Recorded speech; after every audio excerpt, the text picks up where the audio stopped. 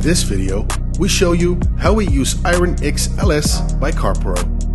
IronX LS is a sprayable product that efficiently removes brake dust and other stubborn iron-containing contamination.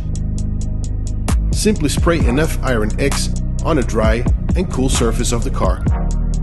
Now let the product sit for a while, but do not let it dry out. During this step, it is preferred that you keep the car out of the heat of the sun. After a while, you will notice the product starts to color purple. This indicates a safe chemical reaction with iron-containing contamination. You can either process the product using a dedicated washing mitt for very stubborn contamination, but in most cases, just rinse the car using a high-pressure washer. Do this for the vertical parts of the car first, moving from bottom to top. Enjoy a paint job free of iron-containing particles. Thanks for watching. Until next time.